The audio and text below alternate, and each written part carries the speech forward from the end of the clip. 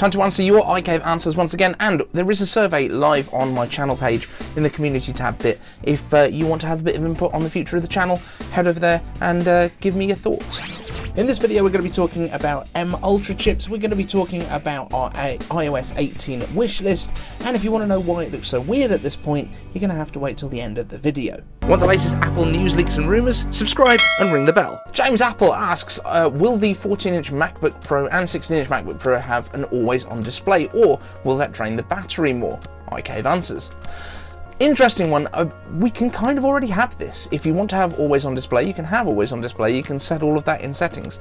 However, what's the point? What's the point? I think the iPad is a much better candidate for always on display. I think having like a screensaver where you could maybe set up some widgets that stay on screen or kind of cycle through, that might be interesting. But I think always on display in the way that we have it on the iPhone doesn't really make that much sense on a Mac, because if it's a desktop one, it's kind of wallpaper almost. It's background. It's your kind of wall, especially if you've got a display as big as the sort of 40-inch thing that I have on my desk right now. So I don't think it's something that they're going to go down that route. But I think like a screensaver where you could add widgets, news feeds, weather, that kind of stuff might be quite interesting. Evan Rogers asks, iCave answers, loving the current iteration of the iCave. Is this the final form, or do you plan additional changes, enhancements to the studio? So I do kind of like it as it is right now. We have got a bit of an issue with the lighting over here. For some reason this one has decided to go red. I think there's a little bit of an electrical short somewhere in the LED strip. It's supposed to all be purple. But yeah, I like the way that it looks right now. There's never going to be a final form because I'm always going to want to change stuff around. There's always going to be new things that come in, new pieces of wall art. We've got a bit of, this is from the old Macintosh Classic that's down here. That's the original sort of logic board for it. Group's a bit wonky, sorry about that.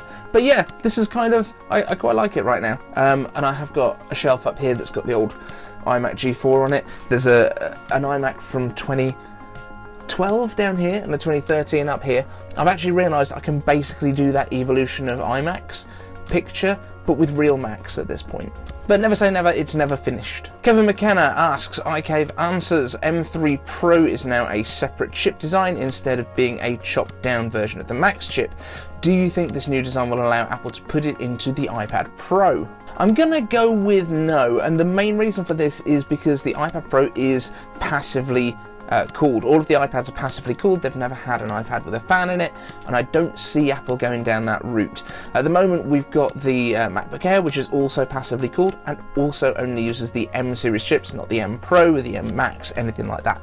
So my thoughts is that there is still going to be too much thermal load for the M Pro chips to go into an iPad, and also everyone keeps complaining that the M chips are too powerful for an iPad anyway.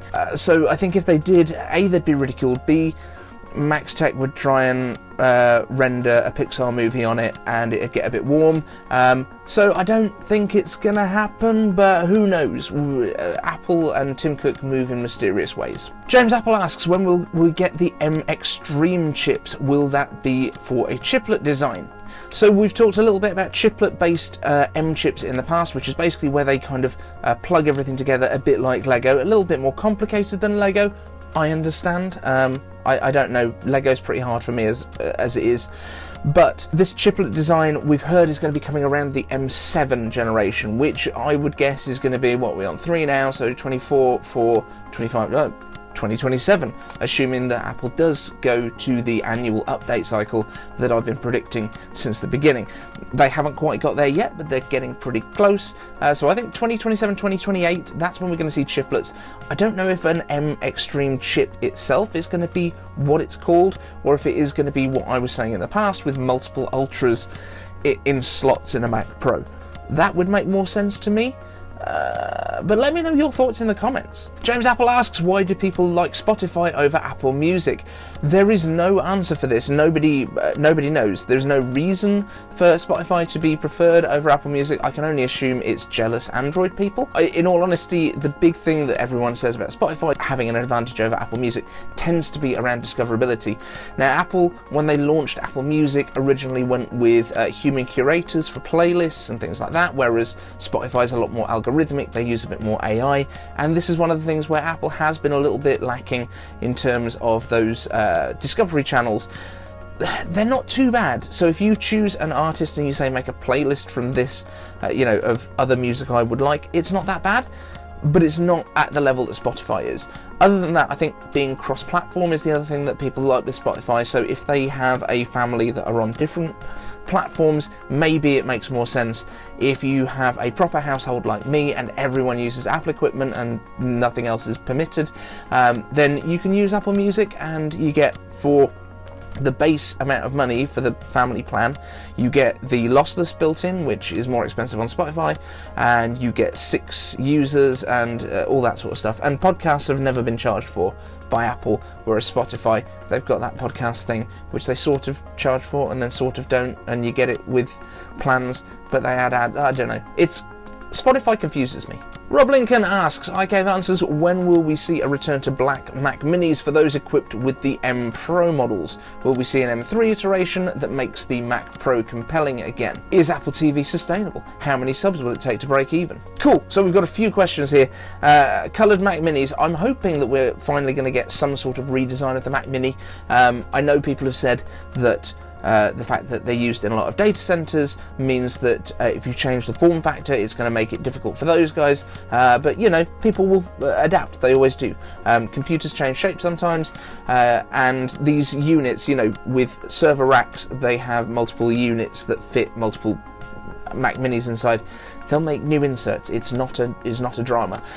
So when will we get the colours back for that? I don't know if they're going to go with the Pros, because they basically just made them all black at one point, or all space grey, and then they went back to all silver. And does it really matter? Because most people aren't looking at their Mac Mini. Mine is completely invisible because it's inside Project 91. But a lot of people mount them behind monitors, under desks, all that sort of stuff. The whole point is it's small and inconspicuous, so it doesn't really matter. Will we see an M3 iteration that makes the Mac Pro compelling again? Well, to be honest, the M3 Max is basically as powerful as the M2 Ultra at this point, pretty much.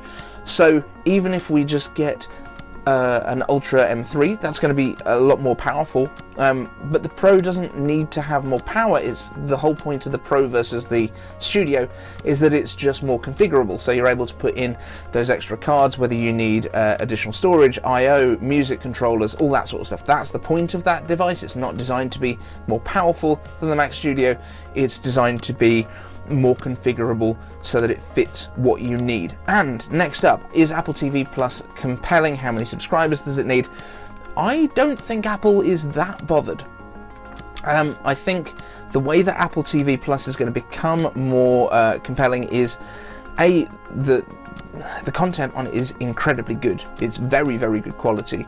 For All Mankind, I'm rewatching the earlier series now, so that once the later series is finished, I can binge it all in one go. For All Mankind, one of my favourite things on TV. Shrinking, incredible. Bill Lawrence produced. It's basically Scrubs for the current generation in terms of the humour and most of the cast and crew. I think what Apple is looking to do here, though, is that sports play and the plugins. So if you want the MLS stuff, then you add that on. We've heard that they're talking to F1, being potentially the online streaming partner for F1, which would be amazing for me because I'm a huge F1 fan. Suddenly, didn't care about them last year. This year, went to Silverstone, and I'm a massive fan.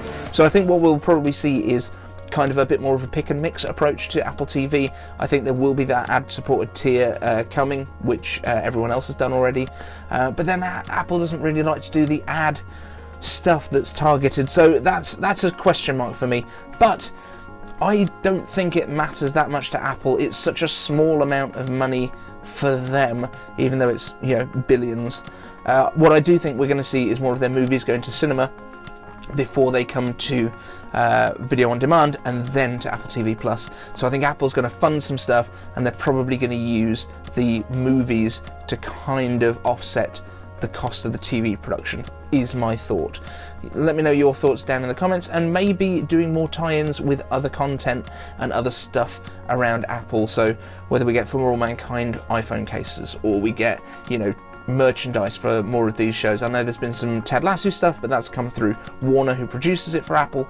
Maybe some more of these properties will be more Apple owned and they'll kind of merchandise them. That would be interesting for me. And, you know, maybe Apple's going to buy Disney. It keeps getting mooted around as an option, so one day, maybe. Team Kinetics asks, iCave answers, what is your iOS 18 wish list? Now, iOS 18 is looking exciting because it looks like it might be getting a full-on redesign, very much like we got back in iOS 7, when we went from the horrible skeuomorphic design that the iPhone 1 to 6 iOS versions had, and we went to the flat design, which was very much when Johnny Ive took over from Scott Forstall at Apple HQ. So we took over like the industrial design, which he already had, and also the software design in terms of visuals. And I loved iOS 7, and I know there's some people that keep having nostalgia for the god-awful icons of iOS 6, but they're wrong. So it looks like we're going to be getting finally another redesign. It might be that we actually go to having customizable designs, something like the Material UI I think they have on Android, which is where you can kind of change a bunch of stuff kind of system-wide, and it reacts throughout the apps. That would be quite cool. Apple, not known for customizability. And maybe, just maybe, we'll be allowed to have empty spaces that aren't at the bottom of the screen. Team Kinetics asks, iCave answers, it's been a while since you showed us your workflow for making videos. Has your setup / process changed? What's new? How do you plan, shoot and edit? Not a huge amount has changed actually. Apart from my schedule, is that I'm just so busy with work and comedy and stuff like that, which I'm really trying to get my comedy stuff together because I do really want to do more of that. But from a production point of view, it's still very much the same, especially with a show like this, which is iCave Answers.